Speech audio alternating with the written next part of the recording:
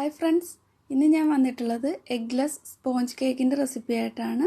നല്ല സോഫ്റ്റ് ആയിട്ടുള്ളൊരു കേക്കാണ്. ഇത് ഓവനോ ബീറ്ററോ ഒന്നും യൂസ് ചെയ്യാതെയാണ് ചെയ്തിട്ടുള്ളത്. അപ്പോൾ ഇതെങ്ങനെയാണ് തയ്യാറാക്കുന്നതെന്ന് നോക്കാം.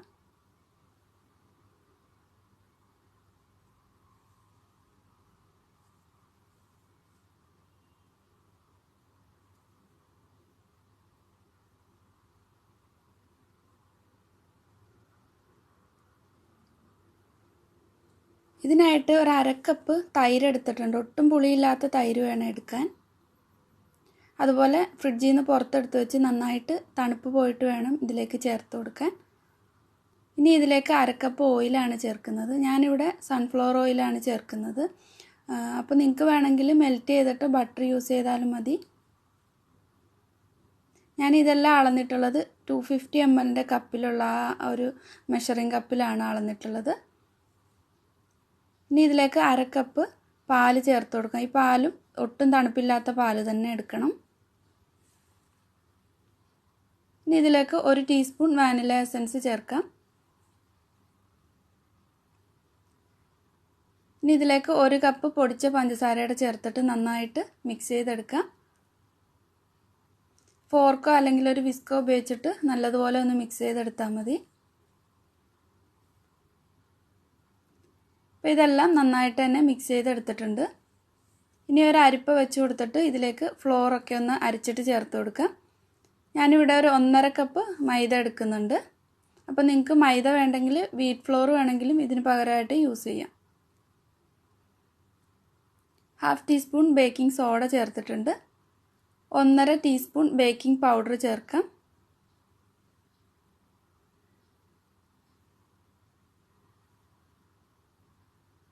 ഇപ്പോൾ 1.5 ടീസ്പൂൺ ബേക്കിംഗ് പൗഡറും ചേർത്തിട്ടുണ്ട്. ഇനി 2 നുള്ളു ഉപ്പും കൂടെ ചേർത്ത് കൊടുക്കാം.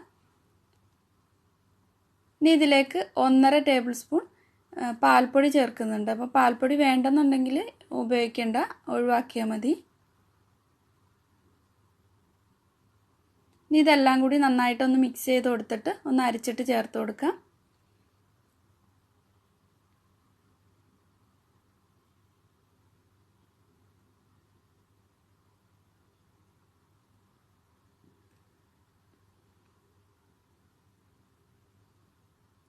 ഇനി ഇത് ഈ ഫോർക്ക് ഉപയോഗിച്ചിട്ട് തന്നെ നല്ലതുപോലെ ഒന്ന് മിക്സ് ചെയ്തെടുക്കാം.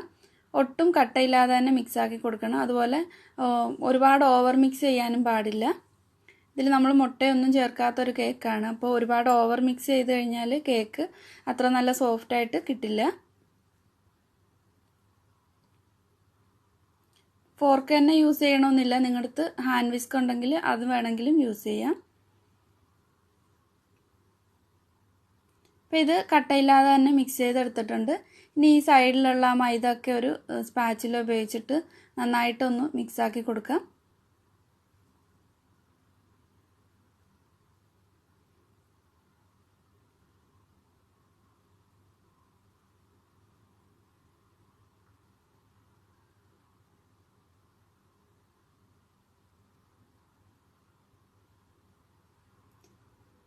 ഇത് ഓവനില്ലാതെയാണ് ബേക്ക് ചെയ്യുന്നത്. അപ്പോൾ നമുക്ക് ഒന്ന് പ്രീഹീറ്റ് ചെയ്തെടുക്കണം.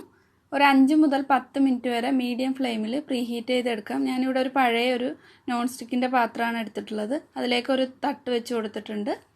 ഇനി ഒരു സ്റ്റീലിൻ്റെ ഒരു പാത്രം കൂടി ഇതിലേക്ക് വെച്ച് കൊടുക്കുന്നുണ്ട്.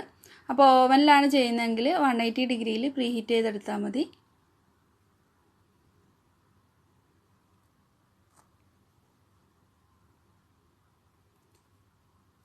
കേക്ക് ബേക്ക് ചെയ്യാൻ വേണ്ടിയിട്ട് ഒരു 8 ഇഞ്ചിൻ്റെ കേക്ക് ടിന്നാണ് എടുത്തിട്ടുള്ളത്. അതിലേക്ക് ഓയിൽ കൊണ്ടൊന്ന് ബ്രഷ് ചെയ്ത് കൊടുത്തിട്ട് ഒരു ബട്ടർ പേപ്പർ ഇട്ട് കൊടുത്തിട്ടുണ്ട്. അപ്പോൾ ബട്ടർ പേപ്പർ ഇല്ലെന്നുണ്ടെങ്കിൽ മൈദ തന്നെ ഒന്ന് എല്ലായിടത്തും ഒന്ന് ഡസ്റ്റ് ചെയ്ത് കൊടുത്താൽ മതി.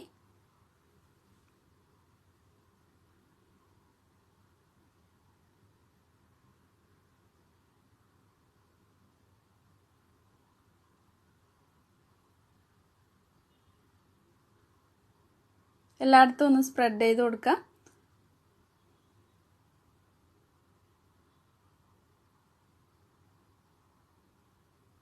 ഇനി ഇതൊന്ന് ടാപ്പ് ചെയ്ത് കൊടുക്കാം. അപ്പോൾ ഇതിനകത്ത് എയർ ബബിൾസ് ഒക്കെ ഉണ്ടെങ്കിൽ പുറത്ത് പോവും. ഇപ്പോൾ പ്രീഹീറ്റ് ആയിട്ടുണ്ട്. ഇതിലേക്ക് വെച്ചിട്ട് ബേക്ക് ചെയ്യാൻ വെക്കാം. അപ്പോൾ ഇതൊരു 45 മുതൽ 50 മിനിറ്റ് വരെയാണ് എടുക്കുന്നത്. 45 മിനിറ്റ് കഴിയാതെ ഒരിക്കലും തുറന്ന് നോക്കരുത്. അങ്ങനെ ആകുമ്പോൾ കേക്ക് താഴ്ന്നു പോവും. ഒരു മീഡിയം ലോ ഫ്ലെയിമിൽ ഇട്ടിട്ട് ബേക്ക് ചെയ്തെടുക്കാം. ഓവനിലാണെങ്കിലും 45 മിനിറ്റ് മതി. ഇപ്പോൾ ഇത് 50 മിനിറ്റ് കഴിഞ്ഞിട്ടുണ്ട്.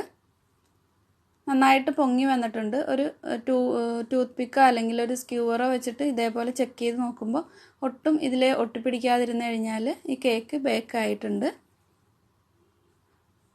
അപ്പോൾ ഓവനിലാണെങ്കിലും ഒരു 45 മിനിറ്റ് കഴിഞ്ഞിട്ട് തുറന്നിട്ട് ഒന്ന് ചെക്ക് ചെയ്ത് നോക്കുക.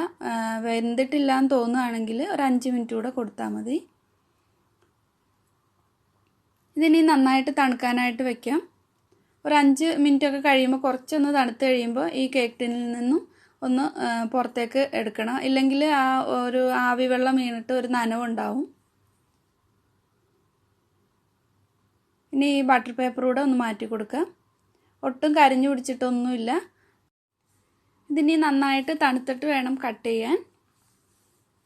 അപ്പോൾ നല്ല സ്പോഞ്ചി ആയിട്ടുള്ള നല്ല സോഫ്റ്റ് ആയിട്ടുള്ള ഒരു കേക്കാണ്.